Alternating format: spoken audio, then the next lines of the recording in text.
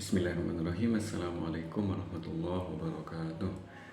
Alhamdulillahirrabbilalamin. Wassalatu wassalamu ala asyrafil anbiya'i wal mursalin Sayyidina Muhammadin wa ala alihi wa ashabihi ajma'in, amma ba'du. Jadi di sini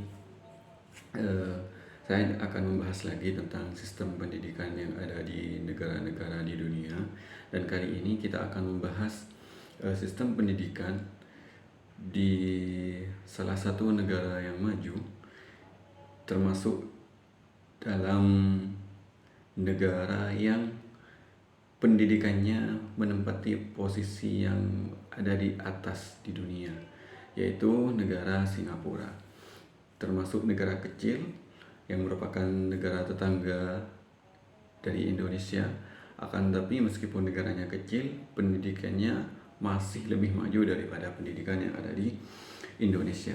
Jadi negara Singapura ini pendidikannya itu berada di antara 1 sampai 10 peringkat pendidikan teratas di dunia, tepatnya di posisi ke-8.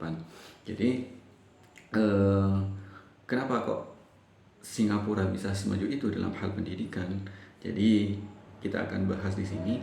Jadi di Singapura, selain didukung oleh teknologinya yang canggih dan juga metode yang digunakan gurunya juga pas, kurikulum yang digunakan juga pas, dan juga dukungan dari pemerintah juga serius, di Singapura pendidikannya itu maju karena gurunya juga berkualitas. Jadi seperti itu. Jadi di sini peranan guru, peranan infrastruktur, peranan media itu sangat mempengaruhi terhadap kualitas pendidikan yang ada di Singapura. Jadi tak heran Singapura memiliki pendidikan yang cukup maju karena memang didukung oleh sarana dan prasarana yang sangat memadai di sana. Jadi bagaimana dengan sistem pendidikan yang ada di sana, mulai dari SD-nya, kemudian SMP-nya. Jadi di Singapura itu berawal dari yang namanya prasekolah, atau di Indonesia itu bisa disebut dengan taman kanak-kanak.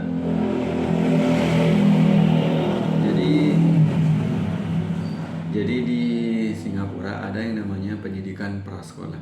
Pendidikan prasekolah ini hampir sama dengan Indonesia, yaitu taman kanak-kanak, yang mana anak-anak ketika sebelum masuk SD, sekolah dasar, itu masuk di pendidikan tingkat ini. Dan di sini di Singapura, pendidikan prasekolah itu menekankan pada anak-anak untuk bisa berbahasa Inggris dan bahasa Mandarin. Dan lamanya sekolah di pendidikan prasekolah ini yaitu antara 2,5 sampai 4 jam per harinya selama 5 hari dalam seminggu. Kemudian setelah pendidikan prasekolah ada yang namanya pendidikan sekolah dasar. Pendidikan sekolah dasar ini sama seperti di Indonesia, ditempuh dalam waktu 6 tahun, dan setelah 6 tahun itu ada yang namanya ujian kelulusan. Kalau di Indonesia itu disebut dengan ujian nasional mungkin. Jadi seperti itu. Jadi setelah lulus dari sekolah dasar ada yang namanya sekolah menengah. Nah, sekolah menengah ini ditempuh antara waktu 4 sampai 5 tahun di Singapura. Jadi pada tingkat menengah ini itu dibagi menjadi 2.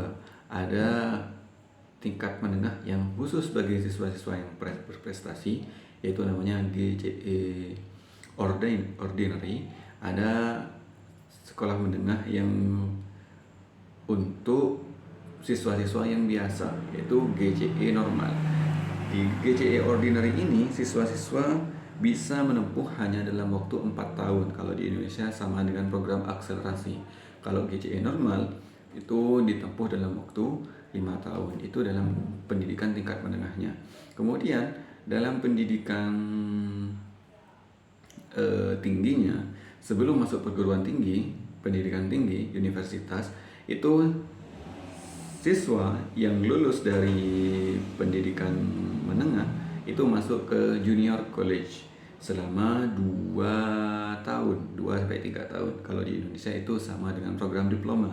Jadi sebelum ke universitas ada namanya tingkat junior college, yang mana ini dipersiapkan untuk siswa yang ingin melanjutkan ke tingkat universitas. Kemudian ada lagi namanya tingkat politeknik. Jadi selain ke junior college ada politeknik, barulah tingkatan yang ketiga yaitu tingkat university atau universitas. Jadi siswa ketika sudah masuk di sini itu sudah melalui beberapa tahapan, sudah memenuhi beberapa syarat, kemudian barulah masuk ke university, barulah nama siswa itu diganti menjadi nama mahasiswa. Jadi mungkin cukup sekian penjelasan dari saya tentang pendidikan yang ada di Singapura. Kurang lebihnya saya mohon maaf. Wassalamualaikum warahmatullahi wabarakatuh.